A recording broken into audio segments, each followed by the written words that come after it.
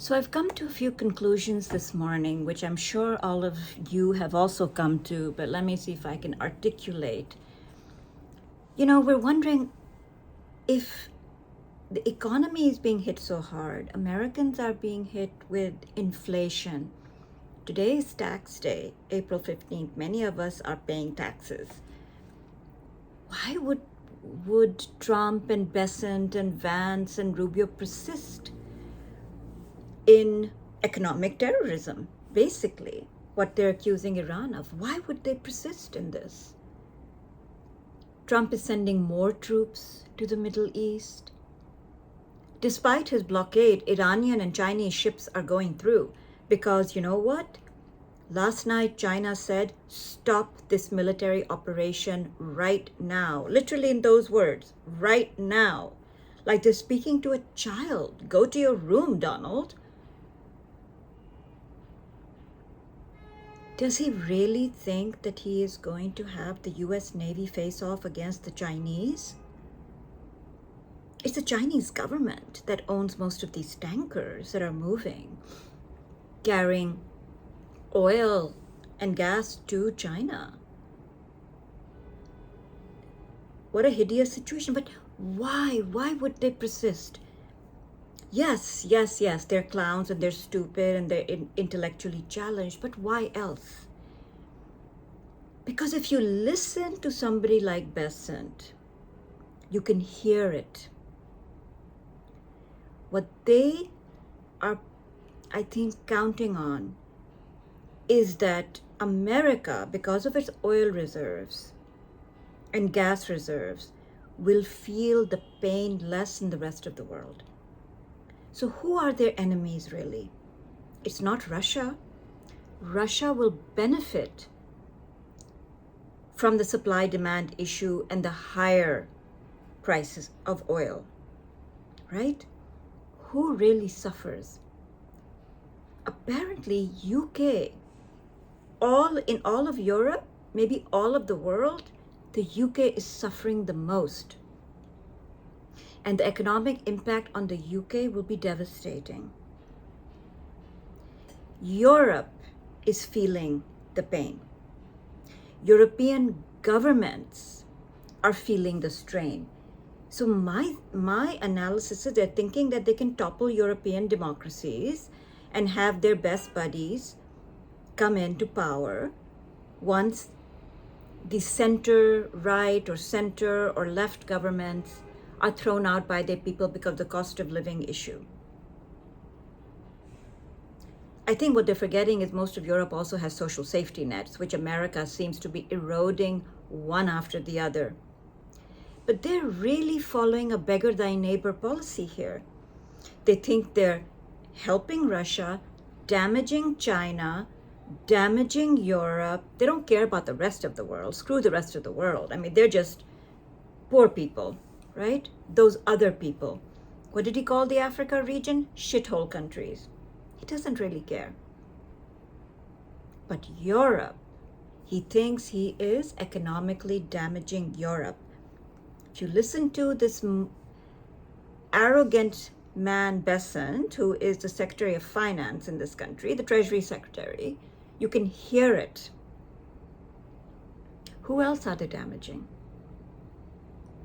The GCC, what we should call the former Gulf Cooperation Council, the oil-producing petrol pumps of the Middle East.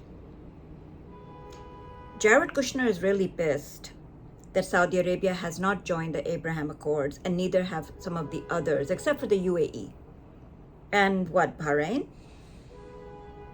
But the others have refused over the Gaza and Palestine issue and much, much more.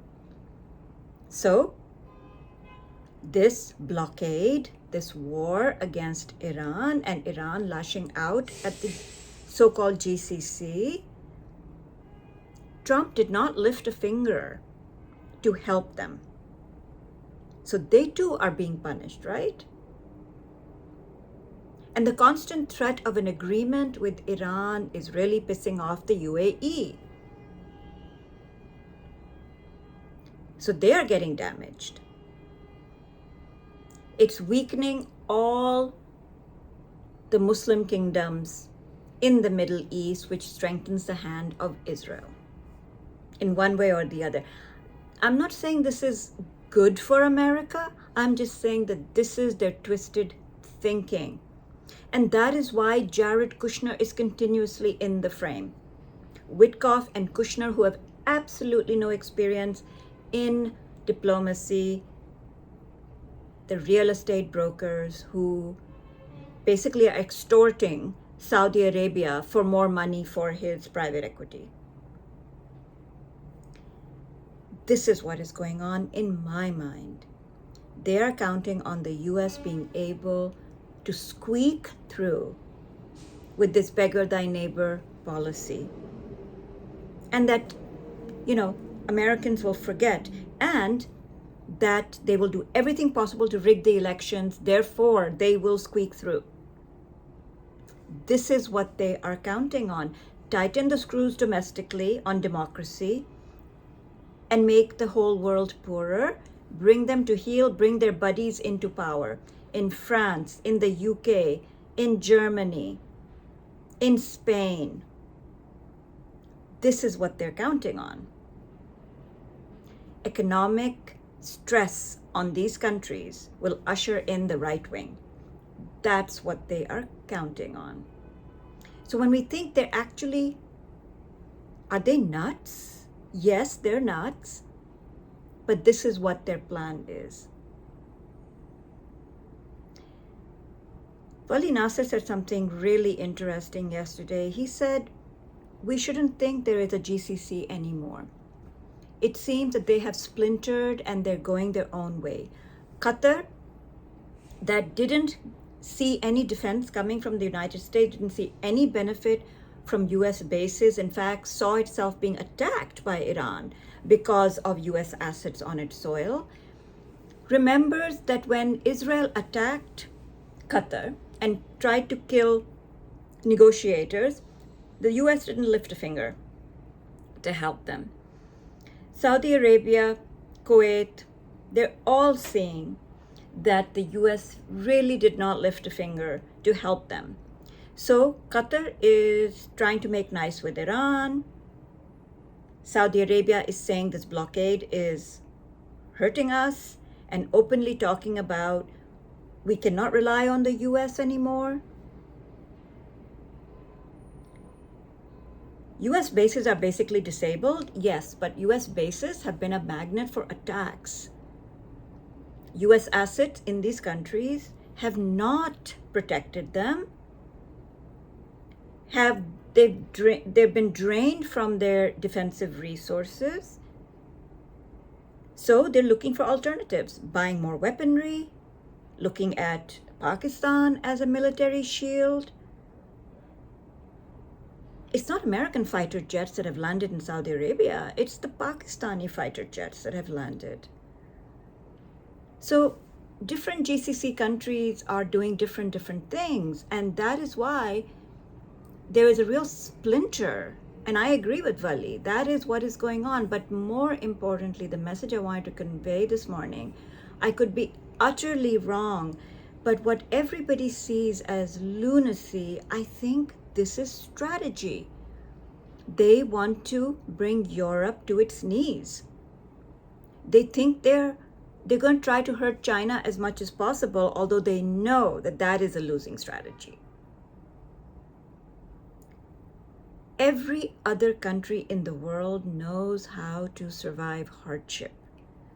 The country that does not know how to survive hardship, it is America and Americans. Because they have not faced that on their soil the way other countries have. War and deprivation. But that is their strategy. Ultimately, the harm to America is going to be incalculable. In the medium and long term, it is going to be terrible for America. Economically, stature-wise, diplomatically. behaving like the world's thugs can only last so long. And we're already seeing a different posture from Europe.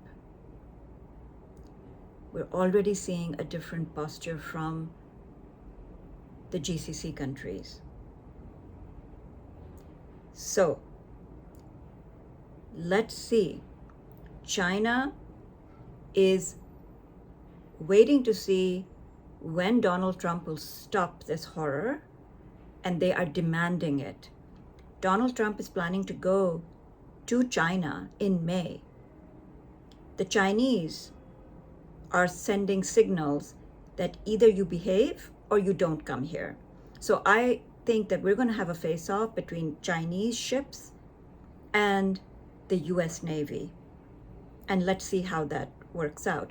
There's some reporting that dozens of ships, including Iranian and Chinese linked vessels, sailed through the blockade. We don't know, how true that is, but it seems that that is what is going on. The other news is that Iran may host a high-level Pakistani delegation in Tehran.